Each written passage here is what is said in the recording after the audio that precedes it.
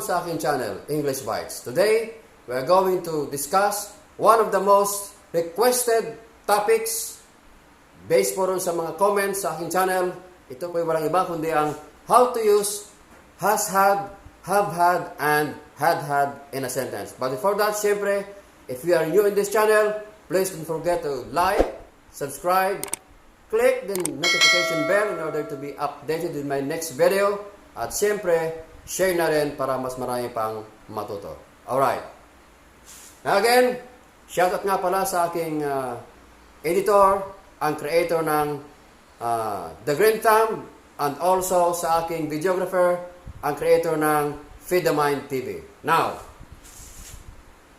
one of the most confusing part sa English grammar ay the use of has had, have had, and had had. Kailan ba talaga ito pwedeng gamitin? Now, we are going to simplify this in a very simple explanation. Like this example. I have had my breakfast. Now, notice here, itong isa, have, and then ang isa naman ay had. Now,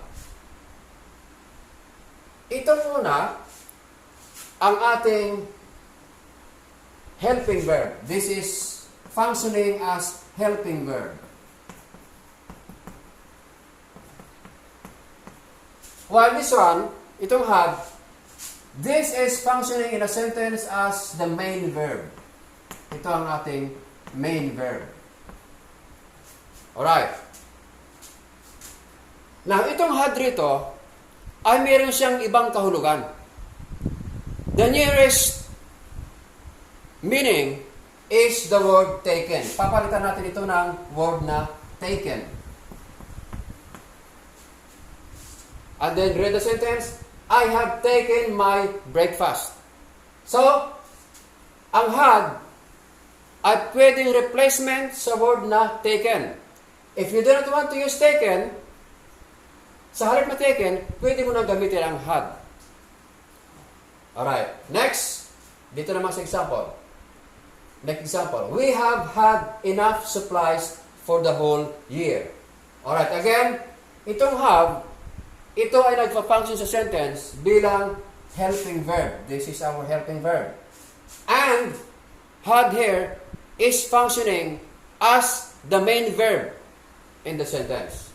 Now, again, to simplify the sentence, we are going to replace had with taken. Papalitan natin ito ng taken. And then, read the sentence. We have taken enough supplies for the whole year. So, maliwanag na kapag ang taken ay pinalitan mo ng had, pwede ka na gumamit ng have had. We have had enough supplies for the whole year. Kailangan lang, papalitan mo lang yung taken ng had. Okay. Next. Dito naman, sa third person plural. They have had more praises than insults. Again, have here is functioning as helping verb, while had is functioning as main verb in this sentence. And, again, we are going to replace this with taken. Yan. They have taken more praises than insults. Pag tinanggal mo ang taken, pwede mo na siyang palitan ng had. Okay.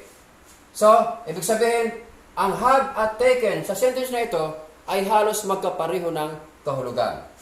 Next, he has had English as his major subject. Now, again, by the way, ang tawag nga pala rito ay present perfect tense. Ito, ang tense niya. Present perfect tense. Sa present perfect tense, pag ang subject ay third person singular, katulad ng he, o kaya pangalan ng tao, say for example, Peter, or pronoun na it, hindi ka pwedeng gumamit ng have. Dapat ang gagamitin lang ay has. Like this one. He has had English as his major subject. Now, again, papalitan natin ito ng taken.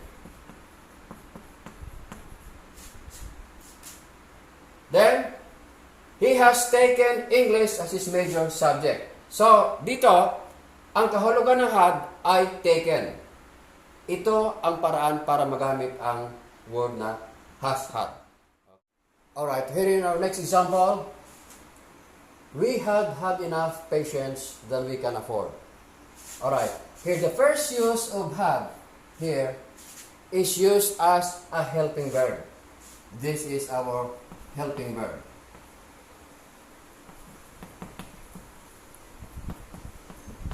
And the second had is our main verb. But here, the meaning of had here is taken. This is synonymous with the word taken. So if we are going to read the sentence, we had taken enough patience than we can afford. Alright, so if you want to use had, just use had instead of taken. Okay, we had taken enough patience than we can afford today. Replace taken with had.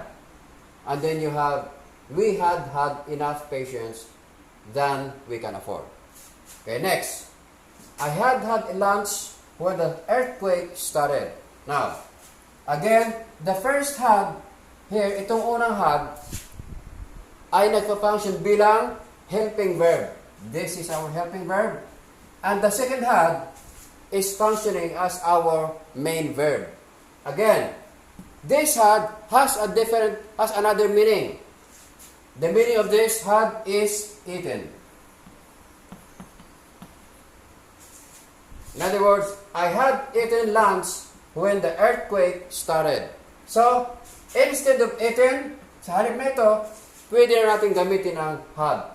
Kaya, meron tayo ngayong dalawang had. I had had lunch when the earthquake started. Ang una ay helping verb, ang pangalawa ay main verb, and this is synonymous with the past participle eaten. In other words, itong pangalawang had ay past participle ng verb na have. Okay. Alright, I'd like to continue our topic last time regarding the subject-verb agreement. This time, we are going to discuss this rule. The object of the preposition determines the form of the verb when the subject begins with some, half, none, more, all, etc. Now, like this one, this example. One half of the fruit is rotten. Now, ang ating subject ay nag-uumpisa sa one half. According to our rule, the preposition determines the form of the verb. Ang preposition daw ang nagdedetermine kung ang subject ay singular or plural, like this one. Our preposition is of the fruit. Ang kasunod ng preposition na of ay ang object na fruit, which is singular. Kapag singular ito, ibig sabihin, ang ating subject ay singular. So, ang answer dapat dito ay singular din. It should be is. But, kapag ang object of the preposition of the is plural, like this one, fruits, plural na siya, itong buong subject ay magiging plural din. So, our answer, pag ganito na, ay magiging are. Ayan. One half of the fruits are rotten. Okay. Next. Some of the meat were stolen. Now, our subject here begins with some. And the object of the preposition of, itong of the, ay meat, which is singular. So, pag ganito, ibig sabihin, singular ang ating subject, and we need a singular verb also. So, the answer should be was. But, again, kapag naging plural ito, nagkaroon ng issue dyan, ang ating verb should agree also with our subject. So, ang verb ay dapat maging plural, it should be were. Ito na dapat ang magiging sagot. Some of the meats were stolen. Last example. More of the chicken were eaten. Now here, our subject begins with indefinite pronoun more. Alright. And the object of the preposition is chicken.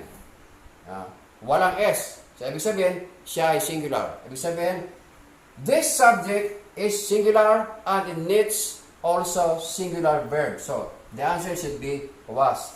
But again, pag ito ay naging plural, nagkaroon ng S, then our verb should also be plural. Dapat ito na ang answer. So, dito, more of the chickens were eaten.